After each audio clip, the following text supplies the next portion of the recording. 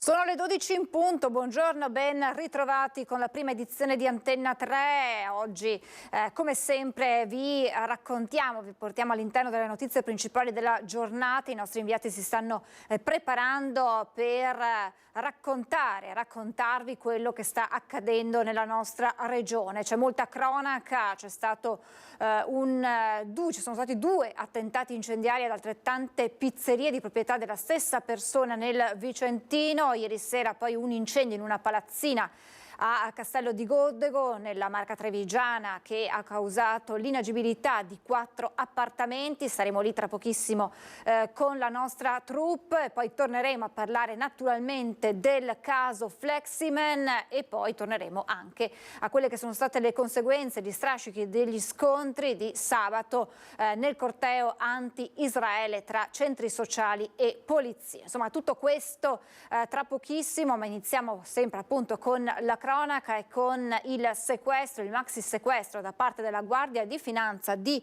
Belluno, che ha appunto sequestrato in un esercizio commerciale di Sedico 4.000 prodotti, tra cui oltre 1.500 oggetti a tema carnevalesco di San Valentino non conformi agli standard di sicurezza. Il titolare, un cittadino cinese, è stato segnalato alla Camera di Commercio per la sanzione amministrativa. Il negozio aveva già allestito gran parte della merce con numerosi accessori e gadget a tema.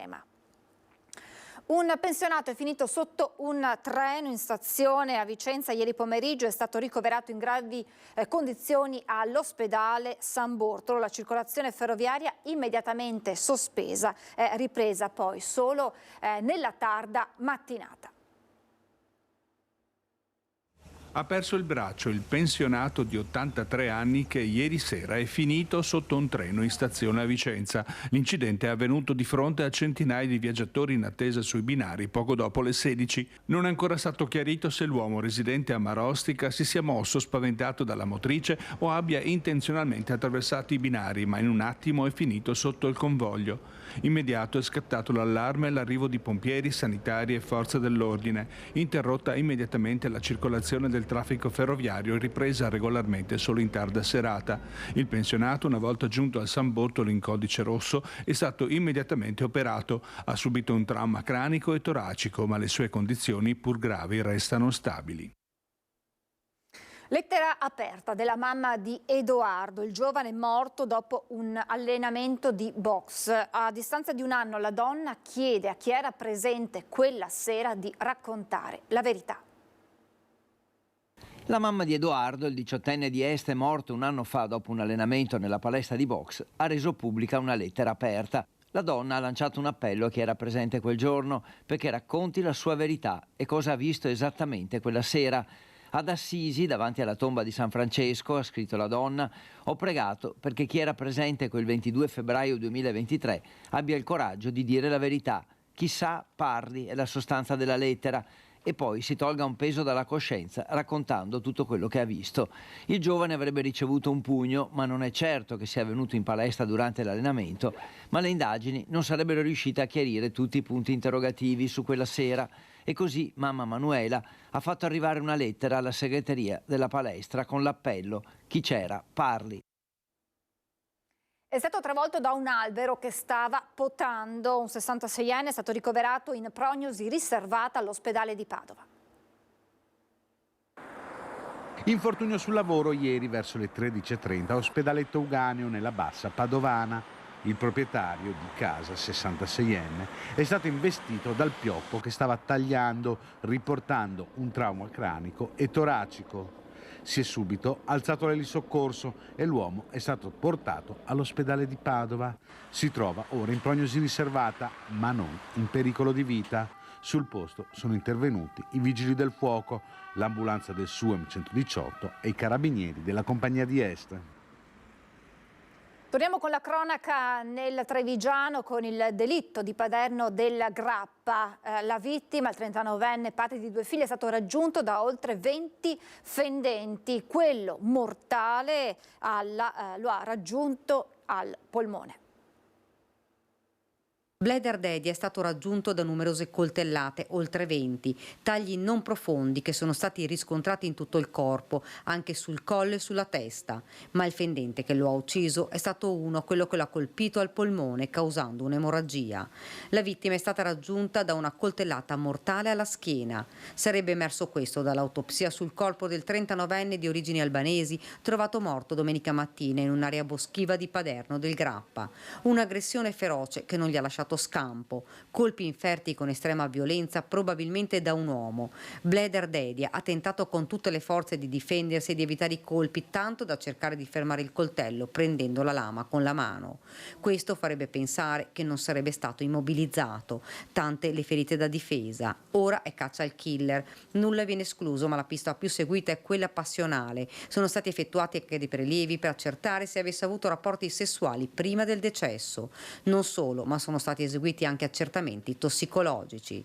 Intanto si passa a setaccio tutto, dal cellulare alle telecamere. Nulla viene tralasciato. Certo è che si tratta di un omicidio brutale che farebbe pensare a qualcuno che covava una profonda rabbia. La morte di Bleder Dedia risalirebbe al tardo pomeriggio di sabato. Dopo il lavoro al ristorante Antica Abbazia, l'uomo si sarebbe diretto subito in quella zona dove poi è stato aggredito. Con chi si è trovato e perché? Domande che attendono una risposta, un puzzle a cui mancano ancora molti tasselli. I carabinieri stanno ancora sentendo tutte le persone che frequentava il 39enne. Si cerca di capire chi potesse avere tanta rabbia da massacrarlo di colpi. Continuano dunque le indagini sull'omicidio di Bleder Dedia. Lunedì arriveranno i tecnici della RIS di Parma. Intanto il sindaco di Asolo esprime la sua vicinanza alla famiglia del 39enne. Movente passionale, movente economico, una doppia vita, tanti punti di domanda. Si infittisce il giallo sul decesso di Bleder Dedia, il giardiniere tuttofare trovato morto domenica mattina nei boschi di Paderno di Pieve del Grappa. Lunedì i tecnici del RIS di Parma andranno a scandagliare tutta l'area dove si è consumato il massacro del 39enne, padre di una bambina di 10 anni e un bimbo di 2, colpito con oltre 20 coltellate. Dopo che i militari hanno fatto una prima perlustrazione con il metal detector per rinvenire l'arma usata per l'assassinio, gli uomini del reparto investigazioni scientifiche controlleranno non solo il luogo del delitto, ma si concentreranno anche sulla Mercedes di Dedia, sotto sequestro, all'interno della quale sono stati trovati alcuni effetti personali della vittima, compreso il telefono cellulare che il o i killer hanno lasciato sul posto. Gli inquirenti infatti non tralasciano alcuna pista, compresa quella che ad agire siano state più persone. Intanto nella casa di Casella d'Asolo, dove il 39enne viveva con la famiglia, c'è solo dolore. Il sindaco di Asolo, Mauro Migliorini, ha voluto esprimere la sua completa vicinanza alla moglie e ai figli di Bleder Dedia. Come cittadinanza, come amministrazione, ci siamo già messi a disposizione della famiglia per qualsiasi tipo di necessità possa avere, in particolare nei confronti di 2 minori. Penso che da parte di tutti noi ci sia tutta la volontà di essere vicini a loro in questo momento tragico, in questo evento inspiegabile che sta facendo riflettere tutti noi. Un evento inspiegabile. Saranno l'autopsia e le indagini dei carabinieri del RIS a chiarire cosa possa essere accaduto tra sabato e domenica scorsi e a trovare le tracce per incastrare chi ha ucciso Bleder Dedia. Dopo gli scontri di sabato scorso tra manifestanti dei centri sociali e polizia, il centrodestra ha chiesto la revoca della concessione degli spazi comunali al centro sociale Bocciodromo. Ieri sera se ne è discusso in un consiglio comunale infuocato. E allora ci colleghiamo subito con Luisa Bertini e Simone Squarcina, che sono insieme al sindaco di Vicenza, Jacopo Possamai. Buongiorno Luisa e buongiorno al sindaco. Sì, buongiorno Francesca, buongiorno ai nostri telespettatori. Siamo appunto in compagnia del sindaco Possamai perché ieri c'è stato un consiglio comunale molto partecipato, per non dire infuocato, sul tema Bocciodromo, ovviamente alla luce degli scontri che ci sono stati sabato. Ecco, il centrodestra ha chiesto la revoca degli spazi comunali al Bocciodromo. A che punto siamo e qual è stata la risposta? Intanto ieri il Consiglio Comunale ha espresso una condanna unanime nei confronti degli scontri di sabato e ci mancherebbe altro, aggiungo, e anche la propria solidarietà nei confronti degli agenti della Polizia di Stato che sono rimasti feriti e contusi. Devo dire che l'ordine del giorno che poi alla fine è stato votato chiede una cosa molto semplice e molto chiara, e cioè che l'Ufficio del Patrimonio del Comune e l'Avvocatura verifichino se esistano le possibilità, gli estremi per una revoca del bocciodromo, perché in questo caso si parla di uno spazio comunale affidato ancora ai tempi della giunta Rucco a 4 associazioni, quindi il punto è capire se quelle 4 associazioni abbiano in qualche misura avuto una responsabilità nella manifestazione di sabato e se questo sia collegabile alla possibilità di una revoca. Da parte nostra non si fanno sconti a nessuno e quindi abbiamo chiesto appunto di capire ai nostri dirigenti. Ecco, le problematiche nasceranno forse anche in virtù dei cantieri che ci saranno per la TAV, siete preoccupati? Anche di questo abbiamo parlato ieri, è chiaro che l'elemento dei cantieri della TAV può essere un ulteriore aggravio di tensione nei prossimi anni, per questo abbiamo votato in quest'ordine del giorno la richiesta di portare la questura di Vicenza dalla seconda fascia alla prima fascia, che di fatto vuol dire farle avere più personale, più uomini, più mezzi. Pensiamo che sia importante che lo Stato dia un'attenzione a Vicenza nei prossimi anni, perché appunto Vicenza sarà interessata da un'opera di interesse pubblico nazionale, non da un'opera che abbiamo deciso noi, e quindi è giusto che lo Stato ci dia anche la possibilità di sentirci protetti, sicuri e con un ordine pubblico all'altezza. Ecco, io ringrazio il sindaco Possamai e restituisco la linea allo studio. Grazie a Simone Scurcina e grazie naturalmente al sindaco Possamai. Torniamo alla cronaca. Ieri sera gli agenti della polizia locale di Jesolo sono intervenuti nella zona della Pineta dopo la segnalazione di alcuni residenti che da giorni lamentavano la presenza di una vettura che percorreva ad alta velocità le vie limitrofe, facendo anche un rumore assordante, come appunto avevano dichiarato i testimoni. Arrivati sul posto, mentre raccoglievano ulteriori informazioni, gli agenti hanno a loro volta sentito il forte rombo di un terminale di scarico. Seguendo la sorgente sonora sono raggiunti in poco tempo ad una Peugeot 106 con allestimento rally che stava percorrendo via Correr. L'auto in questione è stata quindi fermata e dai controlli amministrativi era emerso che era priva di copertura assicurativa. Nel frattempo il conducente è stato sottoposto ad alcol test ed è risultato positivo con un valore superiore a 1,5 grammi per litro. L'auto è stata sottoposta a sequestro amministrativo finalizzato alla confisca, mentre il conducente è stato deferito all'autorità giudiziaria per guida in stato di ebbrezza. E a proposito di guida in stato di ebbrezza, andiamo a Schio, dove i carabinieri hanno denunciato proprio per guida in stato di ebbrezza alcolica 2 conducenti sottoposti all'alcol test e risultati positivi. 2 persone denunciate in stato di libertà per guida sotto l'influenza di sostanze alcoliche. Questo è il bilancio dei controlli eseguiti dai carabinieri di Schio. Nel primo caso intervenuti per un incidente stradale il 21 gennaio in cui erano coinvolti un furgone e un'auto in cui uno dei conducenti risultava positivo all'alcol test. I militari hanno provveduto al ritiro della patente di guida per i successivi provvedimenti di sospensione, mentre il mezzo è stato sottoposto a fermo amministrativo per 30 giorni. L'altro conducente è stato invece trasportato al pronto soccorso di Sant'Orso per le cure del caso, avendo riportato delle lievi contusioni nel sinistro. Sempre a Schio, la notte del 22 gennaio, i militari sono intervenuti per un altro incidente autonomo in cui il conducente risultava con un tasso alcolemico superiore al limite consentito dalla legge. Anche in questo caso è scattata la denuncia. Seguono il navigatore e finiscono in tangenziale in bicicletta, multati 3 giovani richiedenti asilo. Per seguire il percorso impostato sul navigatore si sono ritrovati in tangenziale in bicicletta. Si tratta di 3 stranieri richiedenti asilo, tutti maggiorenni e in possesso di permesso di soggiorno temporaneo.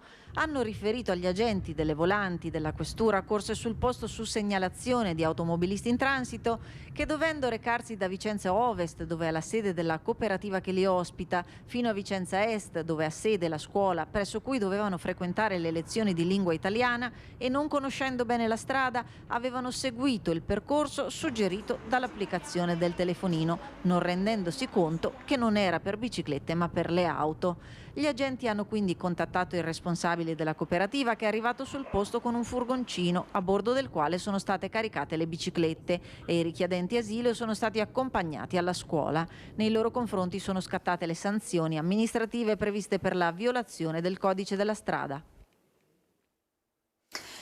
Siamo all'autonomia. Ieri il voto in Senato si è aperto alle 16:30, alle 18:20 l'approvazione del DDL Calderoli con 110 voti favorevoli, 64 contrari e 30 astenuti. E allora ripercorriamo questo pomeriggio in aula con le posizioni dei partiti. Questa legge quadro, che porterà a far entrare in vigore il tema dell'autonomia differenziata, diventerà realtà se e quando saranno finanziati adeguatamente i livelli essenziali di prestazione. L'autonomia non è per forza un male, non è un vessillo per le regioni del centro-nord, ma la proposta di questo governo non ci convince. Dove sono i LEP? È del senatore Marco Lombardo Azione, la prima voce a parlare dagli scranni del Senato. Ore 16:30 si parte. L'atto conclusivo, la dichiarazione di voto sull'autonomia differenziata, finalmente sbarca in Senato, anticipata già dalle prime ore del mattino da decine di dichiarazioni e mezzo stampa. Preoccupato per equità sociale ed unità nazionale del Paese, che questa legge mette fortemente a rischio, il Movimento 5 Stelle del Veneto. La voce è quella della senatrice Barbara Guidolin. Parla invece di giornata importantissima, soprattutto per il Veneto, Mario Conte in qualità di presidente ANCI. Il voto è un passaggio cruciale per una riforma, dice, che unisce responsabilità e efficienza dell'azione amministrativa e risposte per i cittadini. Centrodestra che corre compatto con il senatore Luca De Carlo ieri a Ring. Io credo che i miei amici di percorso alleati vedano l'autonomia come noi oggi solo perché c'è un governo Meloni, non certo perché ci sono stati altri governi. Grazie al patto di maggioranza, all'urlo del senatore Romeo, Lega, così il capogruppo in Consiglio regionale della Lega, Alberto Villanova. L'autonomia è il motivo che ci ha spinto tante persone come me a fare politica, a scendere nel campo della politica, ed è una bandiera che noi portiamo veramente alta, perché è la bandiera che ci spinge a impegnarci ogni giorno per questa battaglia che, come dicevo, è una battaglia di tutti i veneti, una battaglia della regione, anche di chi non vota la Lega. Il primo voto contrario arriva alle 16:50 con Italia Viva. Questa non è una legge attuativa e, come tutte le leggi, deve avere le sue risorse, che in questo caso invece mancano, anzi addirittura sono escluse. Seguita da Alleanza Verdi-Sinistra con il senatore De Cristoforo.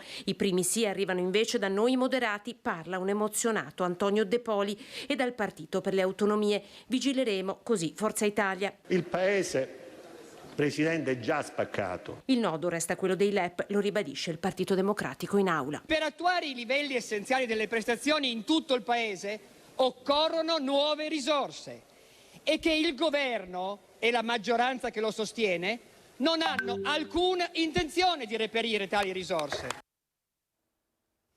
Torneremo poi a parlare di autonomia con le voci, da quella del governatore Zaia a quella del senatore Martella, ma c'è la cronaca che ci richiama per quello che vi avevo annunciato, questi due attentati incendiari ai danni di altrettante pizzerie di proprietà della stessa persona a Rosà e a Cassola. E allora sentiamo quello che è accaduto.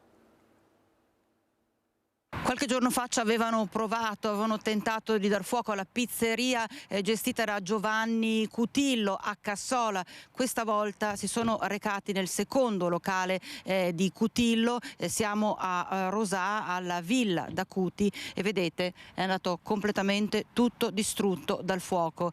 Tra l'altro i malviventi, le stesse persone che hanno colpito e hanno distrutto il locale di Rosà sono tornate nuovamente anche alla pizzeria di Cassola e hanno appiccato il fuoco anche lì. Fortunatamente soltanto l'esterno è stato bruciato, è stato distrutto dalle fiamme, mentre a Rosà tutto è andato completamente bruciato, tutto è andato completamente distrutto, e lo stesso titolare Giovanni Cutillo non esclude la matrice mafiosa. Hanno distrutto tutto? Tutto, completamente. È tutto raso al suolo, bruciato tutto, non è rimasto nulla. sono riusciti questa volta a fare il danno. L'altra volta ci hanno provato, questa volta sono andati a segno. Eh sì, questa volta hanno colpito a segno. Chi può essere stato? Lascio alle forze dell'ordine trovare questa mano così sgradevole. Certo è che è più che chiaro, cioè sono andati per colpire, sono andati per farle del male. Assolutamente sì. Era lo scopo, Assolutamente sì. Uno scopo intimidatorio, lo scopo... Assolutamente sì. Da quando è che siete stati chiamati voi? Alle 5-5 mi ha chiamato la Civis, che c'era qualcuno all'interno del locale, avevano già avvertito le forze dell'ordine e più una loro pattuglia è arrivata qua, sono arrivato anche io, ma già non c'era nessuno, c'era il ristorante già che era in fiamme. Nel tempo di arrivare i vigili del fuoco e a mettere in sicurezza il locale. Adesso voi cosa fate? Al momento questo niente, andremo avanti con le altre attività. Certo è che immagino ci sia, adesso non è più preoccupazione, penso che sia paura adesso. Beh, un po' di paura c'è, speriamo che, come ripeto, che le forze dell'ordine ci diano sostegno ancora di più della prima volta. Ma viene da pensare a una ritorsione di stampo mafioso? Beh, a questo punto penso proprio di sì.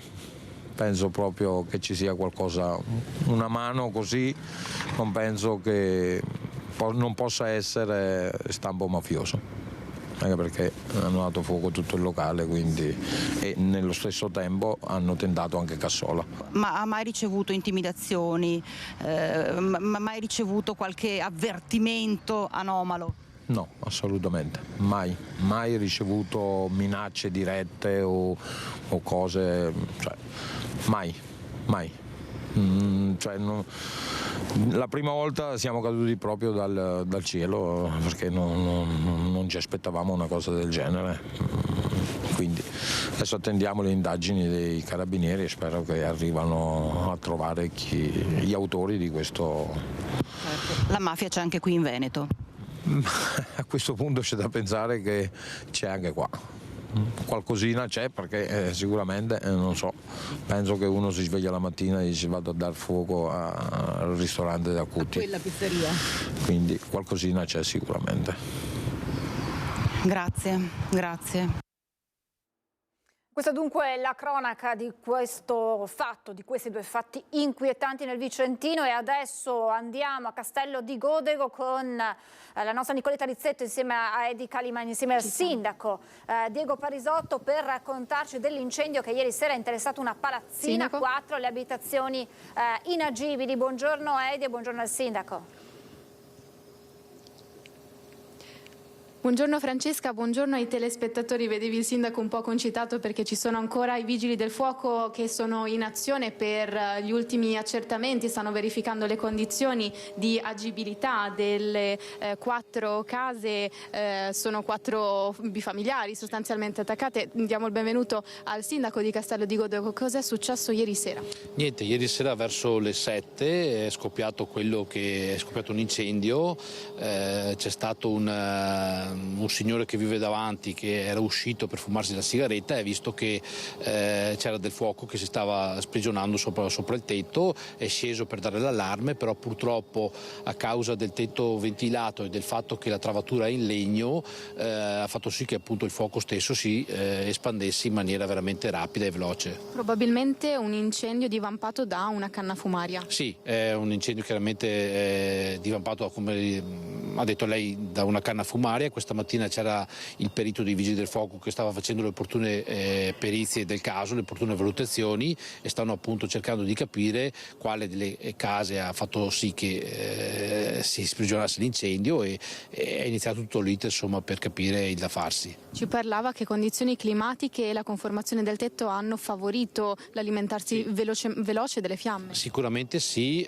tant'è che a un certo punto i vigili del fuoco loro sono dovuti intervenire nell'ultima casa e con la motosega hanno tagliato proprio tutti i travi per far sì che il fuoco non continuasse a venire avanti verso la restante parte della casa, insomma. La cosa più importante, Sindaco, quante persone sono state coinvolte, però ricordiamo nessun ferito fortunatamente? No, nessun ferito fortunatamente, ecco, le persone residenti qui sono 7, c'erano poi degli ospiti in una abitazione e quindi sono state coinvolte 9 persone complessivamente che sono state prese insomma dallo spavento e sono state fatte evacuare. Tutte giovani? Tutte persone giovani, tutte persone che qualcuno mancava qualche mese per finire di pagare il mutuo, no? Dopo 15-20 anni che paghi il mutuo della tua casa, qualcun altro l'aveva appena stipulato perché aveva acquistato da poco questa residenza, aveva ritinteggiato tutto, messo i pannelli solari e c'erano tutte le prerogative per partire alla grande, no? Come le giovani coppie fanno, però purtroppo è andato tutto perduto. Ora quale sarà l'iter? Ma l'iter sarà, noi come amministrazione ci siamo già attivati nei confronti di questi residenti cercando di capire se hanno un posto dove andare ad alloggiare nelle prossime settimane, perché qui presumiamo che insomma, per diversi mesi i locali saranno fuori uso. In più daremo loro vestiario se ne avranno bisogno, cercheremo di capire appunto se hanno un pasto o dove andare durante il tempo in cui la loro casa è fuori uso, insomma. Lei ha avuto modo di parlare con le persone evacuate? Sì.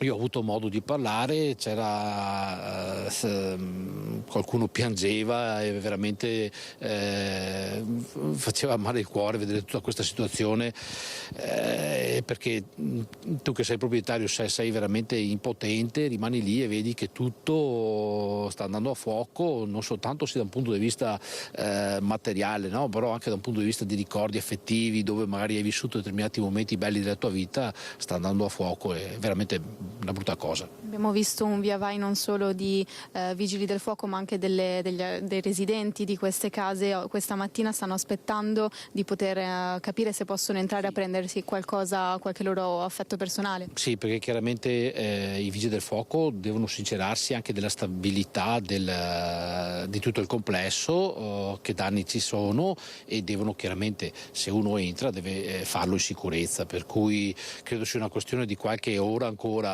però i vigili sono ancora qui e stanno ultimando il tutto. Lei prima ci ha detto fuori microfono l'amministrazione c'è. Sì, l'amministrazione c'è, cerchiamo di essere dalla parte di queste persone in maniera veramente concreta.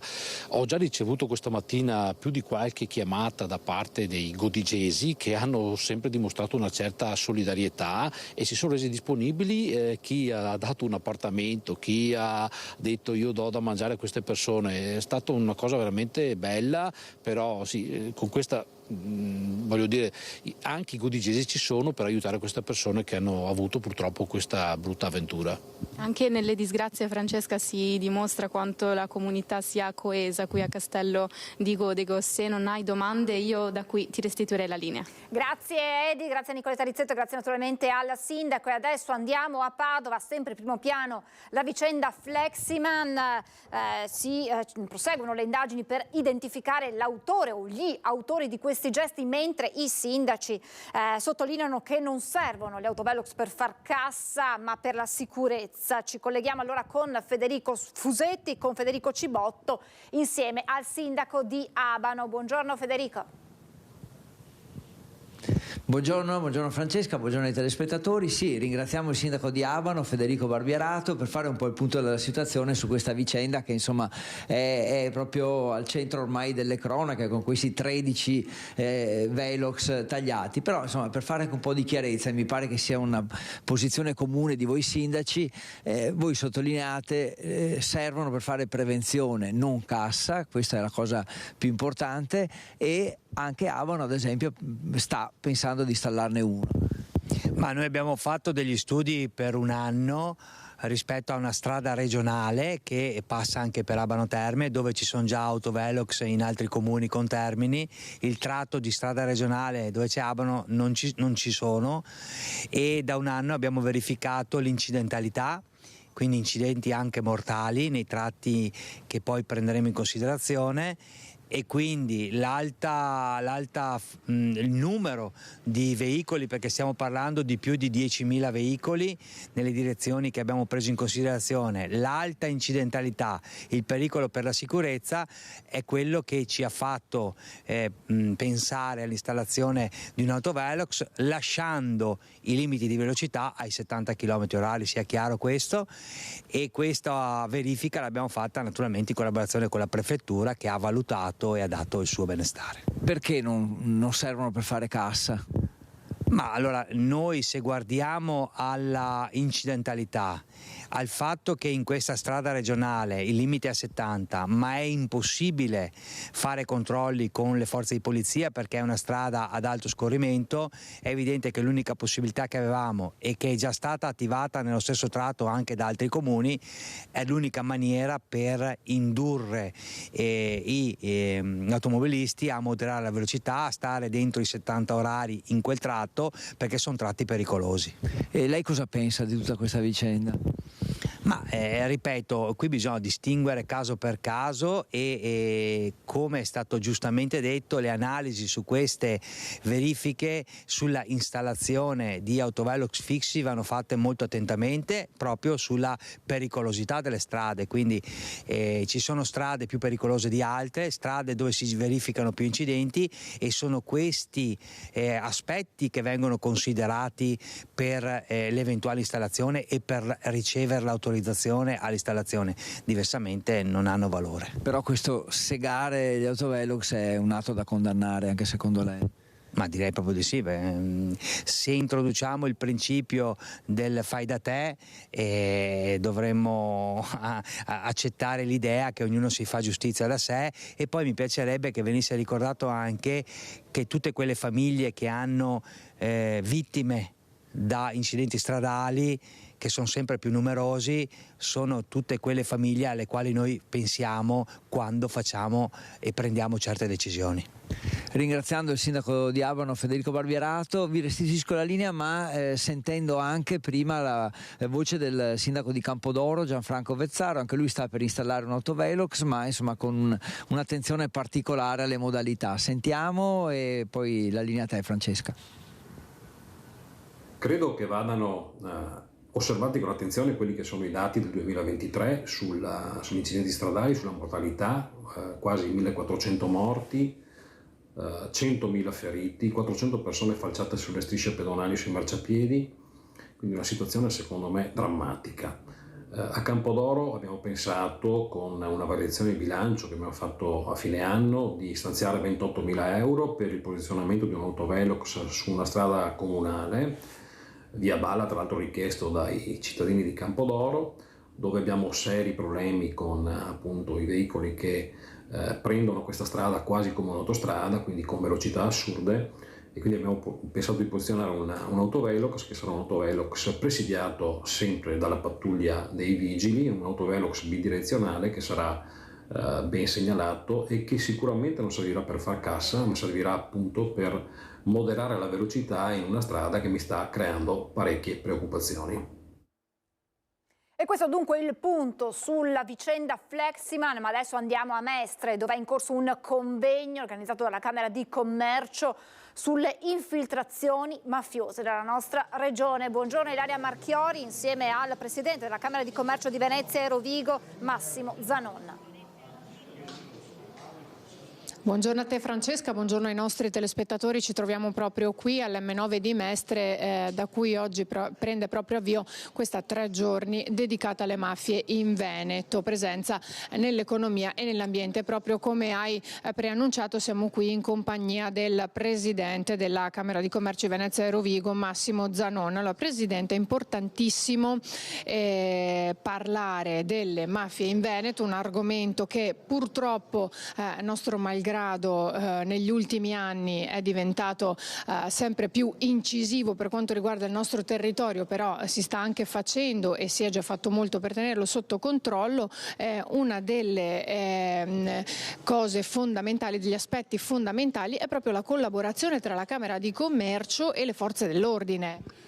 Non c'è dubbio che l'attenzione che deve avere ogni singolo cittadino, in questo caso noi rappresentiamo le imprese nella loro interezza, per cercare di tenere il territorio il più in ordine possibile da un punto di vista della competizione di impresa, perché se andiamo in mano a territori completamente dove la capacità di essere rispetto allo Stato, rispetto a quello che è un'organizzazione di cui tutti noi siamo stati abituati, onestamente non saremo più in grado di trovare all'interno di una competizione sempre necessaria tra imprese che fanno gli stessi lavori delle regole ben precise. Per far questo le Camere hanno la possibilità di aiutare chi poi invece, scovando e scoprendo qualcosa di anomalo, sono le nostre forze dell'ordine oggi presenti in massa e vanno ringraziate, compreso i prefetti delle 3 province vicine, e per noi diventa fondamentale passare i dati, mettere insieme in rete quelle che sono ormai le tipicità che le Camere rappresentano. Noi siamo state e Padova è stata la prima delle nostre Camere a sviluppare quella che era la voglia di informatica, la voglia di digitalizzare il mondo che noi rappresentiamo, e lo stanno facendo nello stimolo anche di essere sempre più attenti ad avere sì banche dati, ma banche dati non solo utili ma anche strategicamente da mettere insieme al resto del territorio. E quindi la nostra funzione è questa, però serve anche richiamare sia al singolo cittadino sia alla singola impresa quell'attenzione verso situazioni anomale che possono essere viste prima piuttosto che scoperte e poi dover supportare con grandi difficoltà, soprattutto di tipo diciamo così informativo. Avete visto voi che siete tutti i giorni sul campo che per poche cose siamo diventati protagonisti anche in una parte di Venezia, una parte di Verona. Io mi auguro che si possa essere sempre attenti, ma non dover più parlare di avere queste situazioni come fossimo diventati altre parti del Paese che anche loro devono migliorare. Presidente, tra l'altro più volte è stato ribadito nel corso degli ultimi anni anche dal procuratore di Venezia Bruno Cherchi, che tra l'altro è qui presente in apertura di questa 3 giorni di lavori, l'appello agli imprenditori a non aver paura a denunciare, perché poi c'è tutta una rete che li può aiutare. Non c'è dubbio, quasi sempre un'impresa è socia di qualche associazione imprenditoriale. La Camera di Commercio fa da informazione ed è uno sportello sempre aperto anche per magari confrontarsi su determinate problematiche prima di arrivare alle crisi di impresa su cui noi dall'anno scorso abbiamo insieme ai tribunali e insieme ai professionisti la possibilità di dare una mano prima che uno venga completamente espulso dal mercato. Però è assolutamente vero che se uno è in difficoltà prima che vada in mano di terzi, che sono mani che non si sa da dove e poi maneggiano quelle risorse, può approfittare dei territori e le stesse forze dell'ordine sono a disposizione. Grazie Presidente, qui da Mestre è tutto, restituisco la linea allo studio. Grazie Ilaria Marchiori, grazie Sandro Ponchio e grazie naturalmente al Presidente Zanon. Noi ci fermiamo per la pubblicità, ci ritroviamo tra pochissimo. Rieccoci in diretta, un aggiornamento di cronaca dal Trevigiano. Un 42enne di Montebelluna si trova in carcere per aver malmenato padre e madre ultra settantenni. La donna ha rimediato 40 giorni di prognosi, il padre invece è ancora ricoverato in ospedale dopo 4 giorni dall'aggressione. Le indagini sono in mano ai carabinieri, si attende la convalida del GIP. Sullo sfondo ci sarebbero problemi di abuso di alcol. Torniamo a parlare di autonomia. Vi abbiamo raccontato la cronaca del pomeriggio di ieri con il voto in Senato e allora sentiamo le reazioni del Presidente Zaia. Un grande risultato, una giornata storica e soprattutto è una pietra miliare alla quale poi si sommerà un'altra pietra miliare, il passaggio alla Camera, e quindi avremo la pubblicazione in Gazzetta Ufficiale e finalmente potremo dire di avere la legge quadro sull'autonomia per poter firmare l'intesa, cioè il famoso contratto tra la Regione e lo Stato. Il Paese non sarà assolutamente diviso, questa è una leggenda metropolitana che va sfatata, ma si pensi alla Germania che ha un'autonomia veramente importante ed è percepita da noi come una grande nazione. E l'autonomia è modernità, il centralismo che sta letteralmente devastando il nostro paese è un centralismo medievale che non funziona più, tanto è vero che si dice che l'Italia ha 2 velocità, è vero, ma lo è per colpa del centralismo, non per colpa dell'autonomia, non esiste. Questo è un governo, è l'unico governo che ha scritto una vera pagina di storia, introducendo a dicembre 2022 nella finanziaria 2023 l'obbligo della definizione dei LEP e poi successivamente, qualche mese dopo, febbraio-marzo 2023, la legge Calderoli che porta, diciamo, i principi generali dell'autonomia, che è esattamente quello di cui stiamo discutendo in queste ore. Il 22 ottobre 2017 resterà una data storica, 2.378.000 venti sono andati a votare, è stato un plebiscito a favore dell'autonomia. Qualcuno allora diceva che era inutile andare a fare il referendum, oggi diciamo grazie Veneti che ci siete andati, perché se non avessimo avuto questa chiamata, questo fiume in piena del Veneto, oggi non saremmo qui a parlare di autonomia. Adesso invece la reazione del senatore di Fratelli d'Italia, Luca De Carlo. Caro direttore, non fermerai il cronometro che conta i giorni dal referendum ad oggi, ma sicuramente quello di oggi rappresenta un passo significativo e concreto per il Veneto. Dopo anni di slogan, promesse e propaganda, finalmente abbiamo provato il primo passaggio per concretizzare l'autonomia differenziata. Ti ricordi che mentre c'era chi diceva con Fratelli d'Italia al governo non avremmo mai raggiunto l'autonomia? Invece è stato proprio con un governo a maggioranza Fratelli d'Italia e con il primo ministro Giorgia Meloni che oggi abbiamo posto la prima pietra dell'autonomia. Un primo passaggio. Sarà difficile, sarà lunga, come merita una riforma così importante per questa nazione e soprattutto per il Veneto che fortemente reclama l'autonomia. Ma noi ci siamo e l'abbiamo dimostrato. Da una parte la soddisfazione del centrodestra, dall'altra l'analisi del Partito Democratico con il senatore Andrea Martella. La Lega oggi in Parlamento gioisce, ma questa che viene approvata è una sorta di canto del cigno di una stagione politica in cui la Lega deve abbandonare gli antichi argomenti e accontentarsi di una specie di barattellum tra autonomia differenziata e premierato. Uno scambio che andrà avanti per qualche tempo, ma che poi sono certo non sarà destinato a durare e che oggi prevede una sorta di scatola vuota senza risorse finanziarie e senza scelte che possono incidere davvero, come ci sarebbe stato bisogno, nell'economia e nella società del Veneto. E prima del voto finale sull'autonomia, dai banchi dell'opposizione diversi senatori hanno iniziato ad intonare l'inno d'Italia. A iniziare a cantare l'inno in aula sarebbero stati i senatori del PD, ai quali si sarebbero aggiunto quelli di Fratelli d'Italia, un coro corposo e intonato. Sentiamolo. Procedimento elettronico del disegno di legge numero 615. Dichiaro aperta la votazione.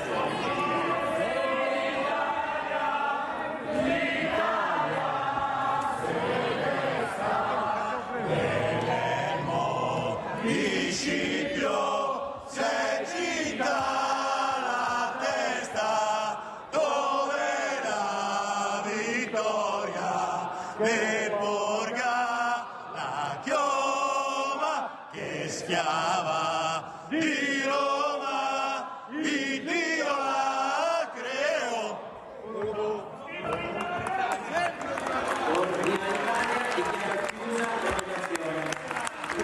Il Senato approva.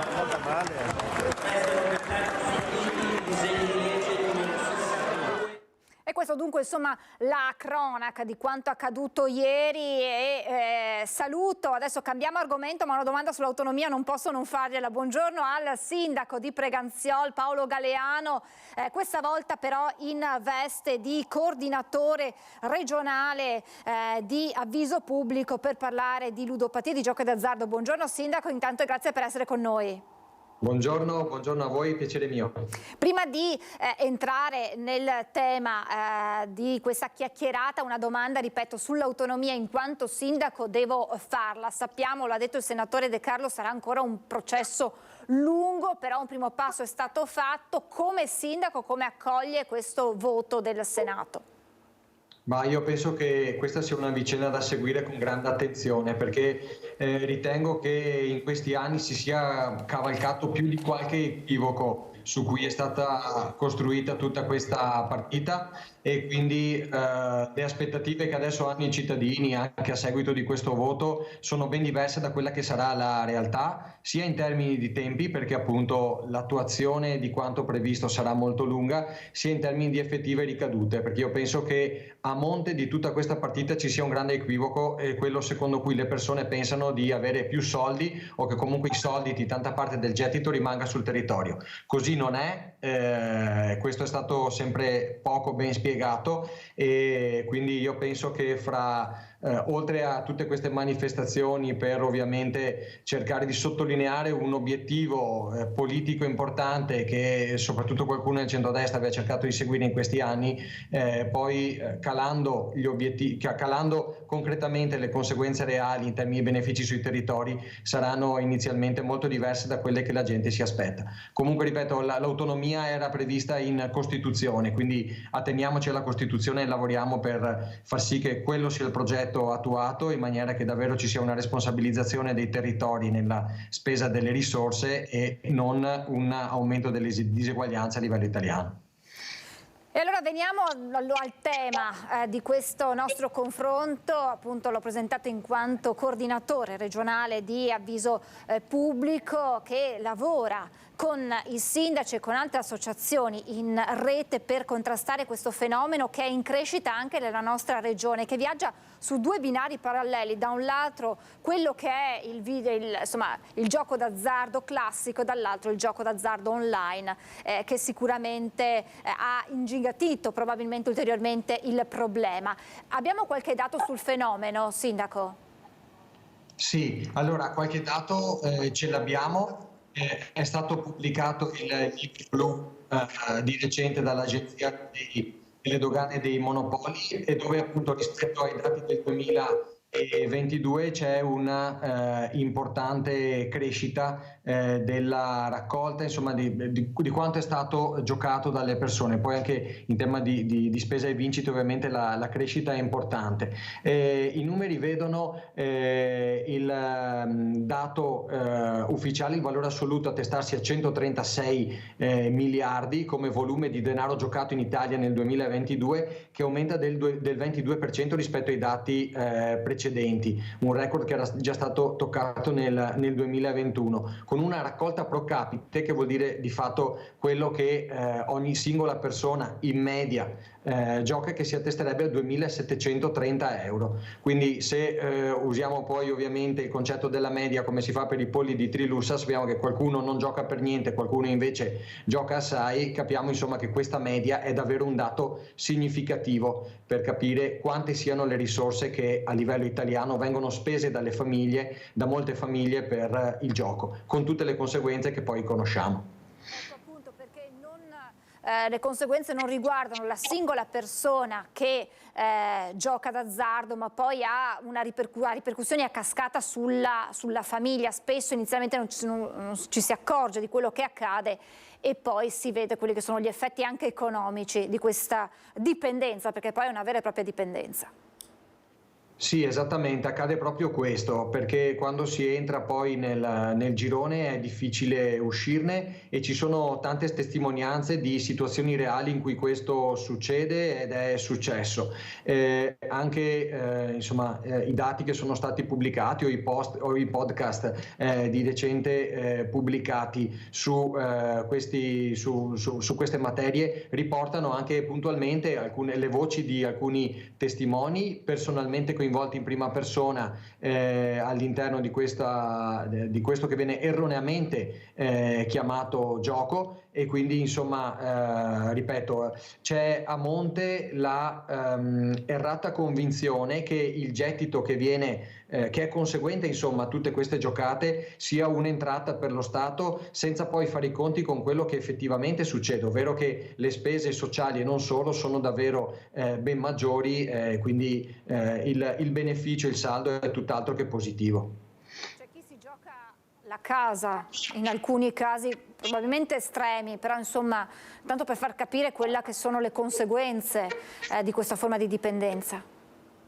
Certo, se appunto noi riprendiamo quel dato che dicevo prima, no? Quel dato pro capite della raccolta, che vuol dire quanto una persona spende annualmente nel gioco d'azzardo, che è di 2.730 euro in media a livello italiano. Poi questi valori cambiano anche un po' da regione a regione, si capisce come, ripeto, contando le persone che effettivamente non giocano e che abbassano molto questa media, si arrivi a delle cifre davvero importantissime. Ricordo, dopo aver partecipato a un convegno di recente, erano stati pubblicati anche dei dati più puntuali sulle sole giocate online durante il periodo della pandemia, che erano cresciute molto proprio per le limitazioni fisiche che c'erano e quindi l'impossibilità di accedere più facilmente a slot e videolottery, e si arrivava a numeri davvero vertiginosi che facevano venire i brividi solamente pensando a quelle che potevano essere le conseguenze concrete all'interno del reddito di quella persona o più ampiamente del nucleo familiare, quindi davvero qualcosa di rischiosissimo.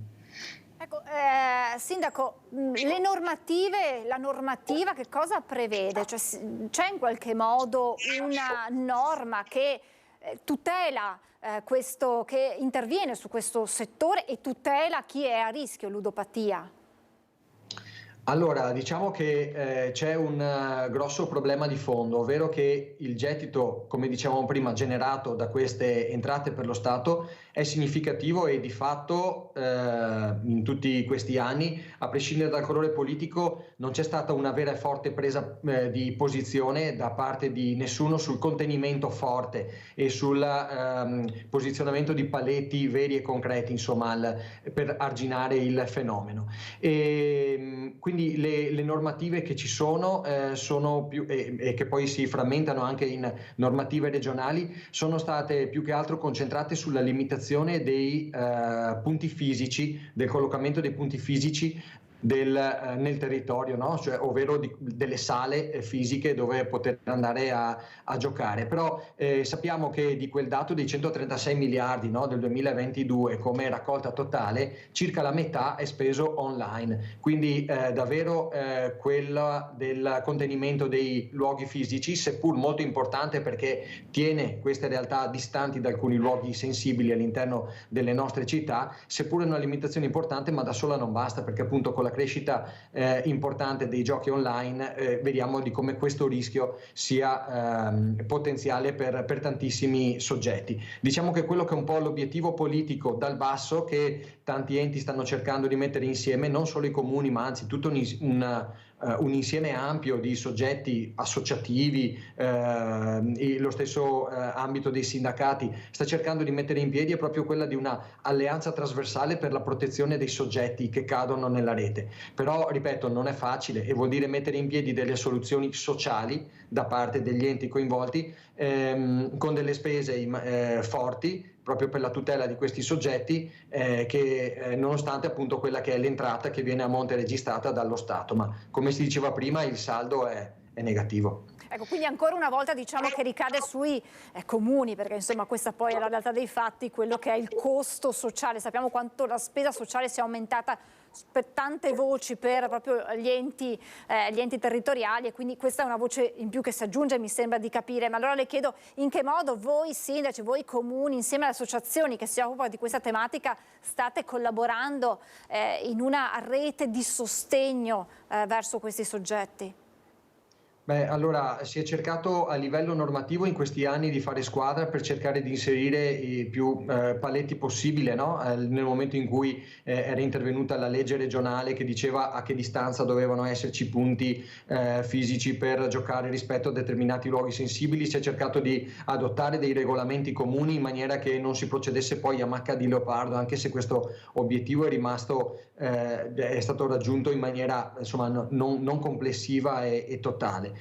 Oltre che a livello normativo c'è la necessità di diffondere una cultura per arrivare alla consapevolezza vera di quelle che sono le ricadute sociali, e quindi diciamo di cercare tutti insieme dal basso di fare un importante gioco di squadra per fare le dovute pressioni verso i livelli politici competenti che hanno il dovere di dare una risposta importante a livello nazionale sul contenimento di questo fenomeno. Quindi diciamo è ancor prima una battaglia culturale, un obiettivo politico importante, quello di cercare di rendere consapevoli proprio i livelli politici competenti, come dicevo prima, perché sempre sulla base di quella errata convinzione per cui queste entrate aiutino poi lo Stato, c'è, come dicevo prima, quell'altro vaso che poi porta a spendere gran parte di queste risorse per cercare di recuperare socialmente i soggetti che cadono in queste dipendenze.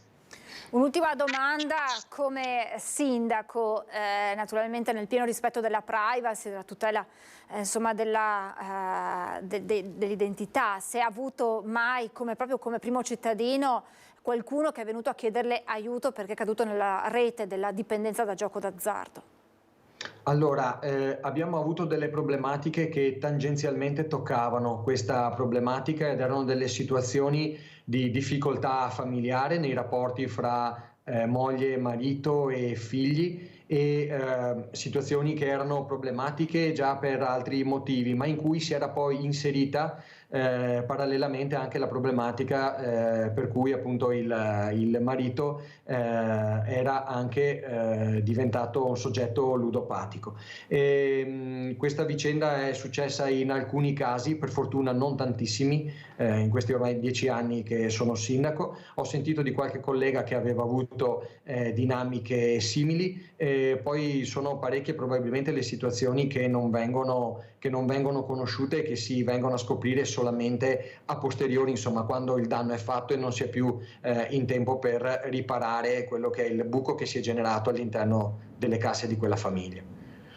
Sindaco, grazie davvero per averci raccontato il fenomeno e averlo inquadrato in modo più preciso e per averci anche raccontato quello che è il vostro impegno insieme agli altri sindaci e alle associazioni del territorio. Grazie Paolo Galeano, sindaco di Preganziole e coordinatore regionale di Avviso Pubblico. Buon lavoro, a risentirci, grazie davvero. Grazie sindaco. Grazie. E noi ci fermiamo per la pubblicità, torniamo tra pochissimo in diretta e torniamo a parlare di granchio blu. A tra poco. Eccoci in diretta, come anticipato torniamo a parlare della situazione del granchio blu. Ieri c'è stata la manifestazione davanti alla regione dei pescatori per chiedere indennizi, per sostenere le perdite proprio legate alla proliferazione del granchio blu, di questa specie aliena che però ormai ha preso possesso anche dei nostri mari. Torno a salutare e lo ringrazio per essere nuovamente con noi. Buongiorno ad Angelo Stoppa, presidente Cooperativa Adriatica di Scardovari. Grazie per essere con noi, presidente. Grazie a voi per l'invito. Allora, noi ci eravamo visti in piena estate quando le condizioni climatiche erano favorevolissime per la proliferazione del granchio blu e si sperava proprio che con l'arrivo del freddo perlomeno ci fosse uno stop. Proprio così non è stato. Beh, proprio uno stop no, però un rallentamento sì. Un rallentamento, siamo sull'ordine dei 40-50 kg per pescatore, quando prima eravamo sull'ordine del quintale e 50 per pescatore. Ecco, ricordiamo che il granchio blu aveva completamente azzerato la produzione di vongole insomma di quelli che sono i prodotti tipici che voi pescate e oltretutto si era anche mangiato quelle che erano poi la semina per l'anno a venire. In questo momento voi eravate già fermi e adesso come sta andando avanti la vostra attività? Cioè vi siete spostati alla pesca del granchio blu a questo punto, visto che tra l'altro è entrato tra le specie da commerciare? Sì, alcuni pescatori fanno questa cattura del granchio e fanno un po' di reddito con il granchio, però noi stiamo andando avanti a seminare per tornare a fare il nostro lavoro, che è quello che sappiamo fare, quindi le vongole, le cozze, le ostriche, noi vogliamo tornare a fare il nostro lavoro, anche perché per 1500 famiglie certamente il granchio non riesce a dare reddito, quindi stiamo lavorando per riseminare, è per questo che anche ieri siamo andati a Venezia a manifestare per trovare degli aiuti, perché noi oggi abbiamo le lagune sterili. Per riportarle in una media produzione abbiamo bisogno di interventi sostanziali nelle nostre lagune, quindi cerchiamo degli aiuti appunto dalle istituzioni. Perché il granchio blu non è redditizio per queste 1500 famiglie di pescatori? Perché per dare reddito a tutti questi pescatori dovremo catturarne tonnellate ogni giorno, e dopo non c'è commercio per tutto questo granchio. Finché si mantiene il commercio sui 8, 7, 8, 10 quintali, si riesce ad avere un prezzo decente. Se noi superiamo questi quintali, il prezzo diminuisce di brutto e quindi non è più redditizio per nessuno, insomma. Voi avete seminato, al momento resistono, non sono ancora finiti nel mirino del granchio blu quello che avete al momento seminato?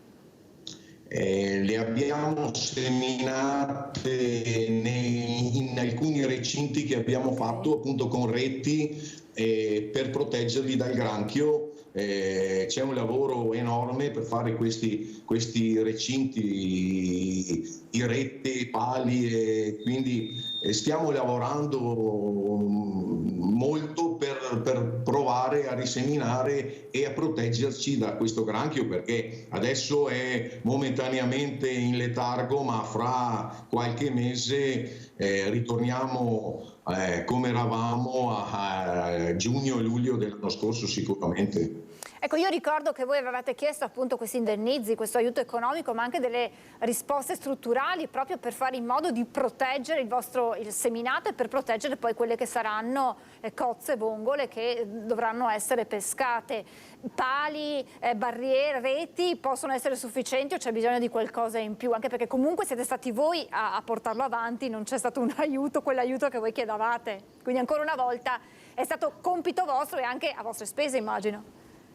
Sì, noi abbiamo iniziato subito, noi a novembre abbiamo iniziato a fare questi recinti e riprovare a seminare, e quindi adesso noi teniamo sempre sotto controllo queste zone, e attualmente il granchio le lascia in pace queste zone protette da reti e pali, però ripeto, con un costo enorme, con un lavoro da parte dei pescatori, un grosso lavoro. Quindi noi cerchiamo aiuti sì per ripartire e aiuti strutturali nelle nostre lagune, perché noi riteniamo che se vengono fatti scavi, vengono riportati canali come eravamo qualche anno fa, dovremo certamente convivere con il granchio, ma potremo avere dei ritorni per quanto riguarda la semina delle nostre lagune, perché la semina naturale poi è la migliore, insomma, ecco.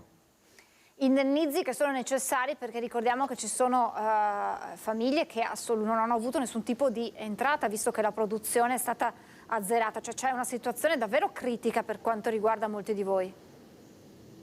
Sì, proprio noi questo sistema cerchiamo di salvarlo in tutti i modi, però sia le cooperative che il consorzio che le famiglie stesse sono in grosse difficoltà, rischiamo di chiudere proprio le nostre cooperative, quindi le attività, e come dicevamo ieri agli incontri che abbiamo avuto con le istituzioni, una ditta che chiude difficilmente dopo riapre, perché è già in grosse difficoltà e difficilmente dopo trova il modo di riaprire. Quindi dobbiamo salvare queste 1500 partite IVA, salvarle con degli aiuti appunto per partita IVA, ma anche degli aiuti strutturali. Speriamo che il governo e la regione ci abbiano ascoltato ieri al nostro appello. Quindi il fatto che il granchio blu sia stato inserito tra le specie da commerciare, abbiamo visto menù a base di granchio blu, non è questa la risposta? No, certamente no. Ci abbiamo messo 30 anni di lavoro per portare i nostri prodotti ad avere marchi, ad avere tutte le certificazioni possibili per entrare in Italia e in Europa come primi del settore. Ricordo ancora, ma mi sembra di averlo già detto forse nella sua trasmissione, che siamo i primi in Italia ad avere la cozza DOP. Siamo gli unici, noi primi, gli unici in Italia ad avere la cozza DOP.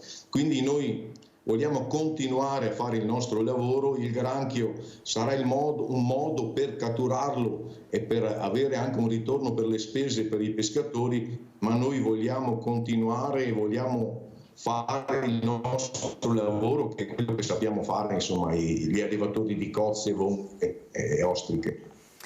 Ricordo che l'ultima volta insieme al granchio blu c'era anche un'alga killer, se non ricordo male, quella almeno con il freddo si è scomparsa, almeno quella. Sì, questa ritorna tutti gli anni con il periodo caldo, però diciamo che è già da anni che conviviamo con questa, sappiamo come combatterla. A proposito di questa, il consorzio proprio un anno fa aveva ordinato una macchina che fa la raccolta di questa alga, con un impegno enorme economico, quasi 500.000 euro costa questa macchina.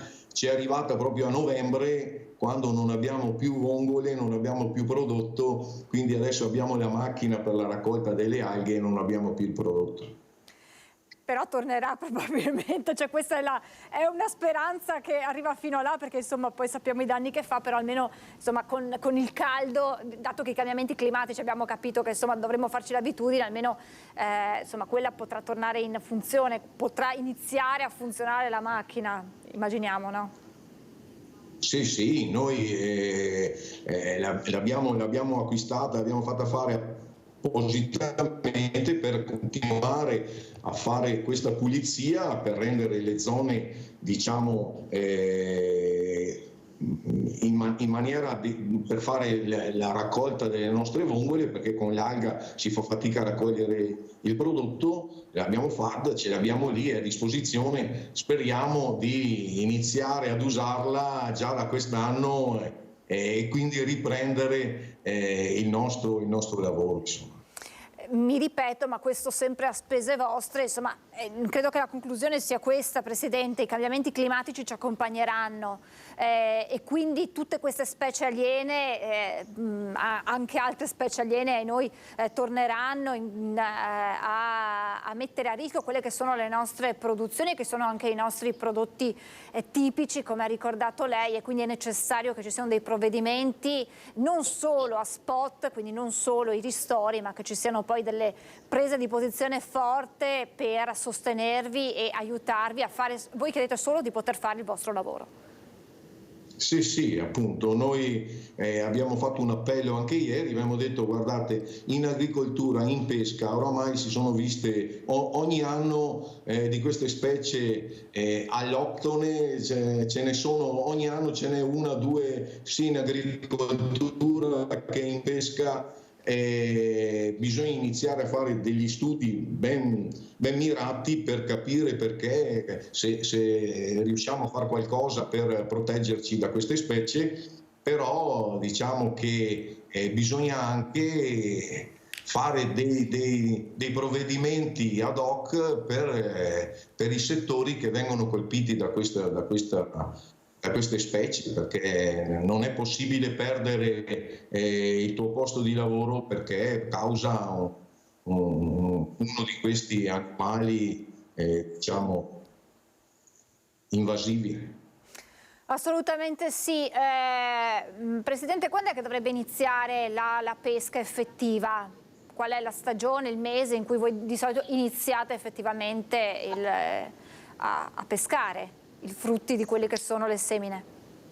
Beh, noi diciamo che la nostra attività proseguiva tutto l'anno, in maniera diciamo inferiore nei mesi più freddi e in maniera più massiccia nei mesi più caldi. Adesso speriamo che, avendo seminato certamente a ottobre e novembre, noi prima di giugno e luglio non riusciamo a raccogliere nemmeno 1 chilo del prodotto che abbiamo seminato.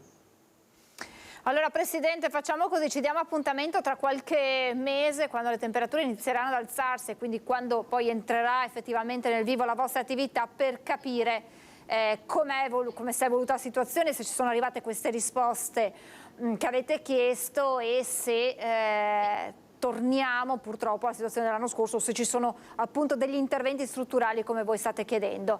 Quindi intanto grazie per questo nuovo punto della situazione e poi la promessa e l'invito è quello di rivederci tra qualche mese per fare un nuovo punto della situazione.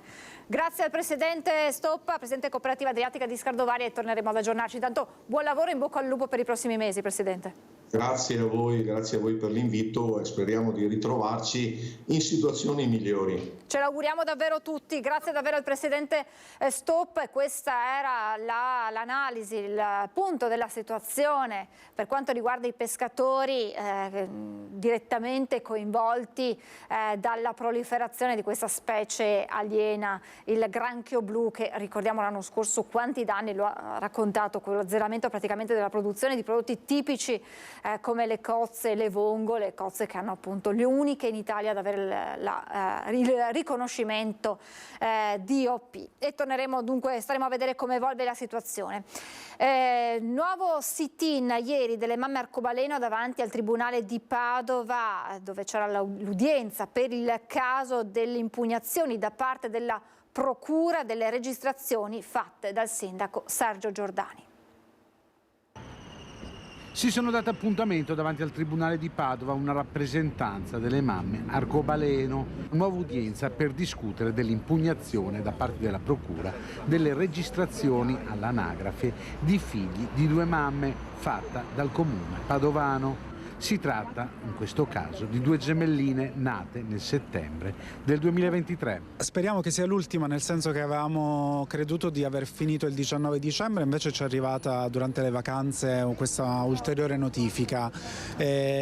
Speriamo sia stato l'ultimo regalo, se così lo vogliamo chiamare, della precedente procuratrice. Sono 36 i casi con le famiglie coinvolte in questa vicenda giudiziaria. È un iter molto faticoso da un punto di vista psicologico, emotivo, è molto stressante, ma ovviamente noi dobbiamo difendere i nostri figli, quindi fino all'ultimo non cederemo il passo e lotteremo affinché i nostri figli abbiano i diritti che meritano. La decisione dei giudici è attesa nelle prossime settimane tramite mail agli avvocati delle mamme arcobaleno. Siamo qui per sostenere le famiglie, siamo qui per far vedere che siamo stufi di essere attaccati dalla politica omofoba e siamo qui per reclamare il nostro diritto di essere genitori e di proteggere i nostri figli e le figlie.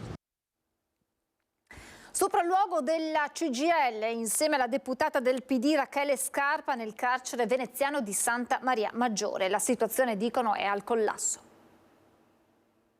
Ad oggi abbiamo 241 detenuti, parliamo di un circondariale per cui detenuti anche diciamo un po' problematici, e a fronte al netto di 60 agenti di polizia penitenziaria. Diciamo che ormai siamo diventati a una sproporzione incredibile. Sopralluogo della CGIL stamane nel carcere veneziano di Santa Maria Maggiore per toccare con mano una situazione data soprattutto dal sovraffollamento denunciata ormai da tempo.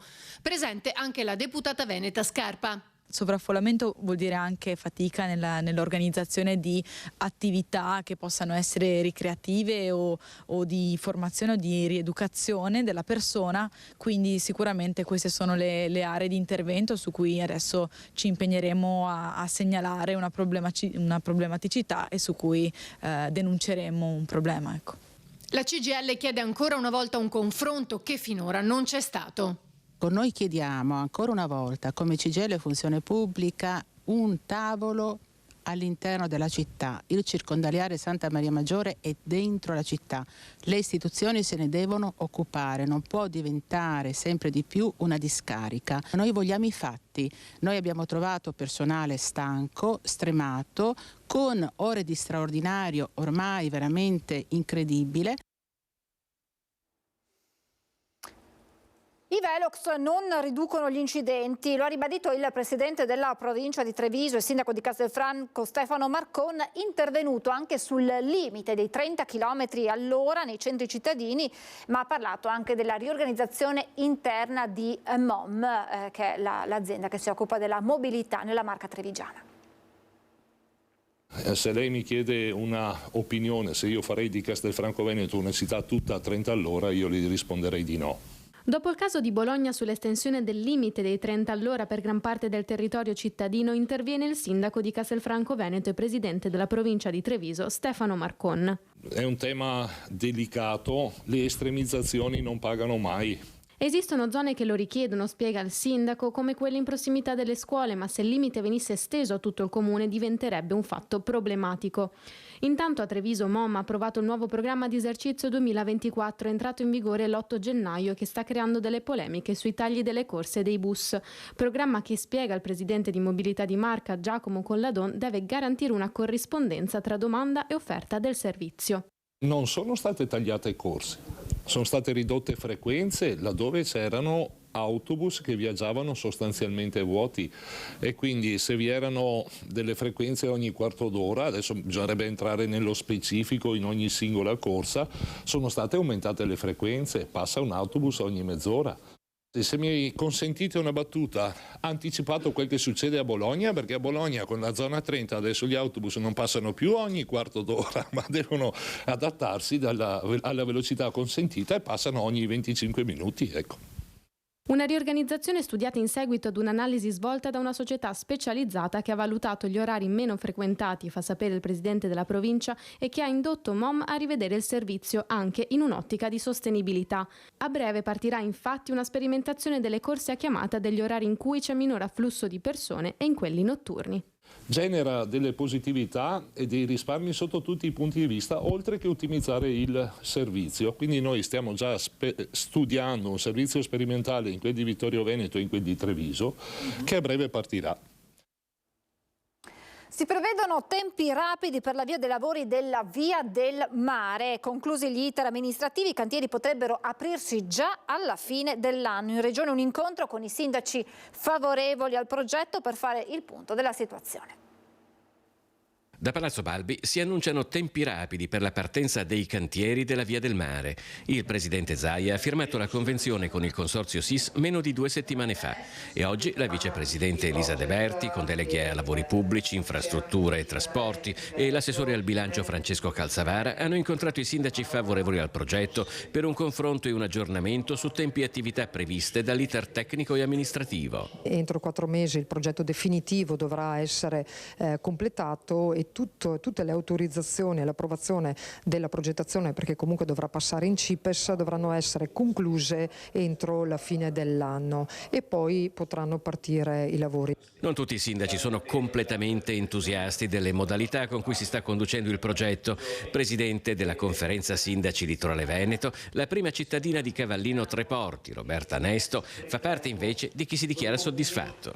È sicuramente fondamentale, ma altrettanto fondamentale è la continuazione dalla rotonda a Tosano, ex Frova, fino al nostro territorio, perché gli flussi che vanno su Jesolo Lido e su Cavallino Treporti sono flussi importanti e da tanti anni aspettiamo una risposta e credo che questo sia il momento per continuare a ragionare e quindi completare quell'importante tema della mobilità che tanto interessa i nostri residenti e i nostri ospiti. Una volta completata la Via del Mare bisognerà poi far capire il funzionamento di pedaggi ed esenzioni, visto che non ci saranno gli abituali caselli autostradali, ma apparecchiature che rilevono rilevano le targhe delle auto per il costo del pedaggio. I cittadini devono avere la serenità anche di poter capire come funzionano le esenzioni, perché non ci saranno i caselli, sarà un sistema free flow, quindi ci saranno dei portali di fatto, ma in questo hanno già dato disponibilità anche i sindaci per far sapere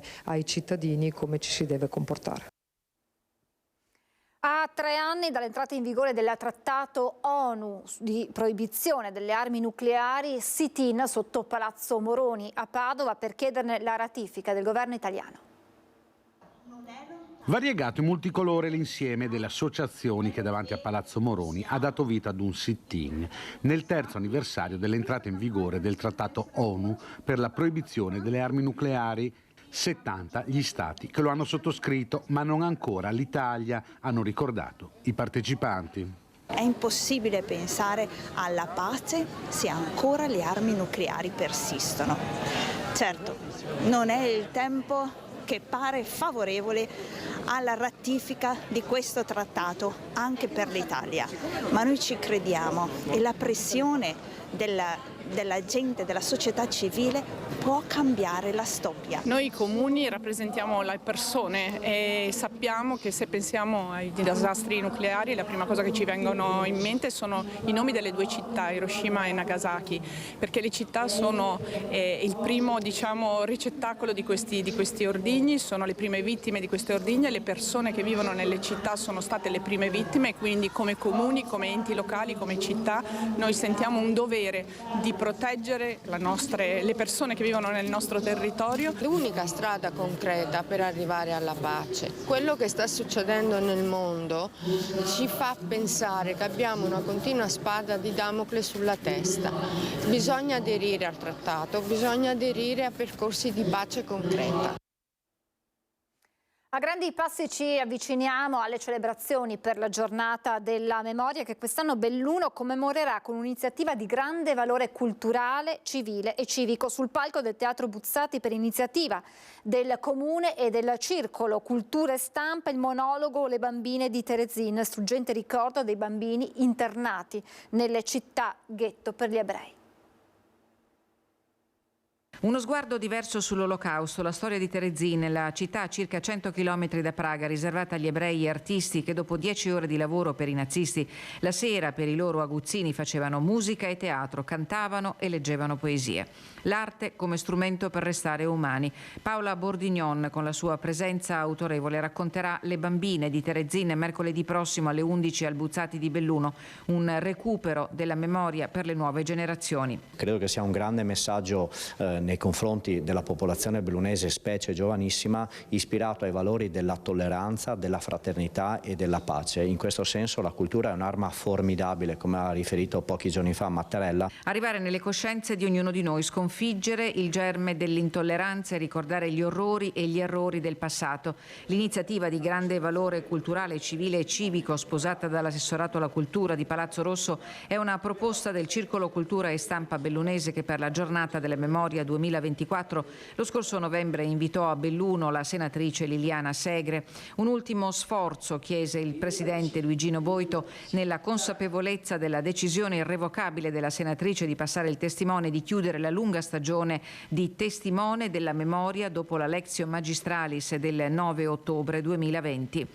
Oggi incalza di nuovo l'attualità devastante, dolorosa e terribile ed è un richiamo a celebrare il 27 gennaio con ogni mezzo. È un momento in cui bisogna ricordare Primo Levi, che quando ha scritto quella poesia Se questo è un uomo, diceva: voi che tornate a casa la sera tranquilli e liberi, ricordate quello che è successo con la Shoah. Perché se non lo ricordate vi si sfaccia la casa, che la malattia vi tormenti, che i vostri nati non rivolgano più lo sguardo ai vostri volti. Il ricordo un dovere per gli uomini liberi, il messaggio che attraverso la cultura sarà rivolto ai giovani studenti dell'ultimo anno delle scuole medie e delle superiori.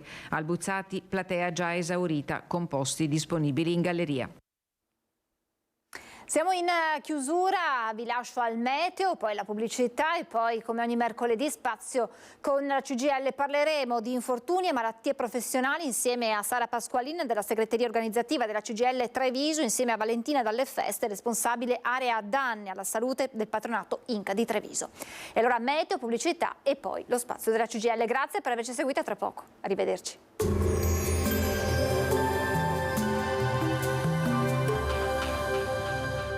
Tremonti, impianti professionali per saldatura e taglio, riparazioni, taratura e calibrazione impianti a Montebelluna. Benvenuti al meteo. Si profilano giornate di tempo stabile e asciutto grazie alla presenza dell'anticiclone. Vediamo il dettaglio di mercoledì 24 gennaio. Sul Veneto cielo poco o parzialmente nuvoloso, con maggiore nuvolosità sui rilievi. Fino al mattino possibili foschie o banchi di nebbia.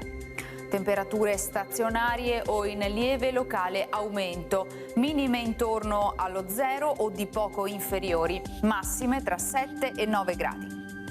Spostiamoci ora sul Friuli Venezia Giulia. Anche qui cielo in genere poco nuvoloso, tuttavia in pianura nella notte fino al mattino saranno possibili delle foschie. Temperature minime tra lo 0 e i 3 gradi, massime sui 7-10 gradi. Infine diamo uno sguardo alla situazione del Trentino Alto Adige. Sarà soleggiato o velato con annuvolamenti specie dal pomeriggio sera. Temperature minime tra 2 e meno 2 gradi, massime sui 12 all'incirca. Dal meteo di Antenna 3 è tutto, arrivederci.